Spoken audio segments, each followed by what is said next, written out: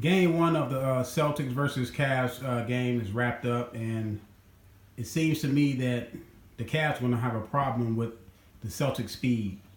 They got a lot of fast, young guys out there, young legs. They're moving the ball. They pass the ball very well. They're very well coached. Brown, Tatum, you have Brown, Tatum, and Al Horford just doing whatever they want to do at will. The Cleveland Cavaliers, they don't guard well. You got Corvette out there. He doesn't guard well. Kevin Love, he's not a guy that's going to play really good defense. And you got guys like, Clarkson and those guys. Those guys are not defenders. And when you play in a team that's versatile like the Celtics, who got guys that can dribble, pass, and shoot, and really moves the ball, and see, no one hauls the ball because there's really no true superstar on the team for the Celtics. So the ball is moving. They're running their plays. And it seemed like Cleveland was always a step behind. LeBron James looked kind of tired, lethargic out there. He didn't have no energy. So let's see what Stephen A. got to say about it. Action to the 25-point Celtic win. Well, listen, one team showed up, the other team didn't. The Boston Celtics. But I want to be fair, though. Cleveland, we remember they got blown out by Indiana in the first game, and they was able to win that game in 7. They were able to recruit after that game and take that game in 7. So I'm not going to overreact to game one. Game one is usually a fill-out game and try to see what both teams are doing to you. Now the Cavs know what they're up against as far as how the Celtics are going to attack their defense and mainly attack on how they're going to guard LeBron James. They're running several players at LeBron James, Brown, Tatum, Marquise Morris, all them guys. They have a lot of bodies and a lot of young bodies to run at LeBron James to wear him down. So he didn't have a great game today. So their game plan worked, but we'll see what counterpunch the Cavs has for game 2. Showed up ready to play. Obviously, the Cleveland Cavaliers had some time off, but the bottom line is it was an embarrassing performance by Cleveland. You can give Boston a lot of credit. Look at Jason Tatum, the way he boogied on them. Look at Marcus. This may just be a bad matchup for Cleveland. I picked Cleveland in 7 because I want to give LeBron James a respect of coming out the East the last 7 years. And, Boston Celtics are a young team. They have to, young teams make, mistakes. And we've seen it in the 76ers series versus Boston. But Boston seems to have their head on straight. They're not making a lot of mistakes out there. You got guys that are playing very, very well. They're continuing playing well since the Bucks series, since they played the Bucks. And if those guys continue to play well and Cleveland can't find a way to slow them guys down, this might be a quick series. Morris, he said he was. But I'm not going to count out the Cavs yet. Inserted into the starting lineup. He showed up. Al Horford hit his first 5 shots. Jaylen Brown hit 7 of 10 shots. I have to say, Al Horford has played very, very well, man. He's kept this team together after Kyrie and Gordon Hayward went down, and he's been a veteran leader. He made big plays in the Sixers series. He made big plays in the Bucks series. And Jaylen Brown has been telling me from last summer, I'm waiting. We want Cleveland. We want LeBron. We're not scared of anybody. We don't care who's in front of our face. We believe we've got the horses to beat anybody. Now, obviously, that was before Gordon Hayward and Kyrie Irving went down. But even after they went down, he still didn't change his tune. They're here in the Eastern Conference Finals. It's one thing to talk about it, but it's another thing to actually do it. Jaylen Brown said he wanted the Cavs. He got the Cavs.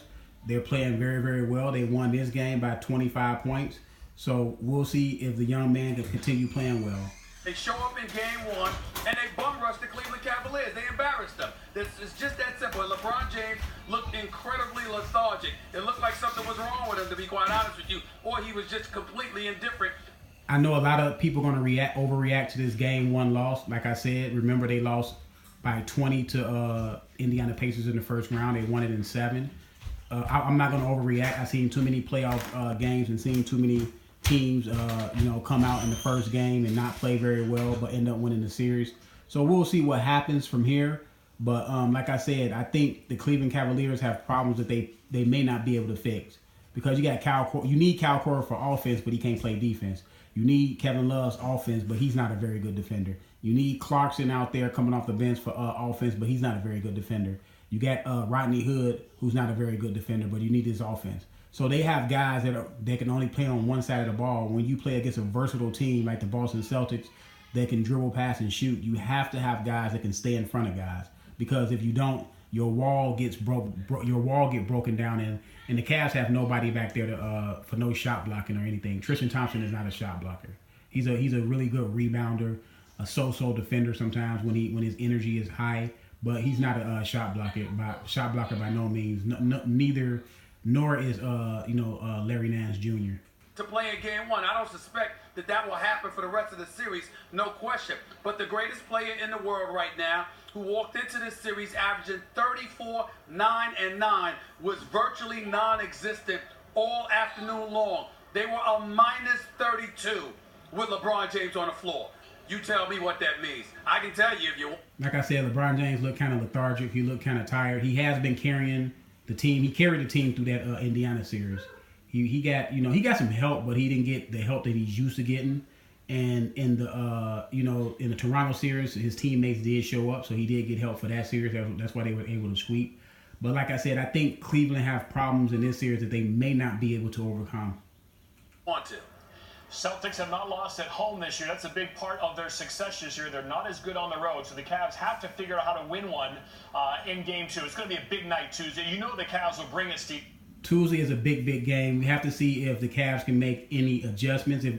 If Boston come out and play very, very well and win that game, if they win that game kind of going away like they won this game, then yeah, the Cavs are in real big trouble, because after game one, you have to make some adjustments. And if you make adjustments and the team still blows you out, or still outplay you thoroughly, then you really got problems, and then it just comes down to the other team is just better. Any adjustments they can make personnel-wise from what you saw with your own eyes, a guy that might play more, a guy that might play less? Well, one of the things But see, the Cavs, cannot afford to play certain guys. Like I said, Kyle Korver is not a defender. Now, J.R. Smith defends. He's become a really good defender over the last 3 years. He defends, but you got Kevin Love, you got Clarkson, you got Larry Nance Jr., you got Kyle Korver. Those guys cannot defend. So you cannot hide those guys on the defensive end, and they don't have enough offensive output to offset what they're giving up on the defensive end. Like I said, it could be personnel. It can be a personnel thing that the Cleveland Cavaliers just may not be able to do anything. LeBron James is going to have to play out his mind probably in game 2 for them to win that game. And he's capable of doing that. But let me know what y'all think, man. Subscribe to the channel. I'm out.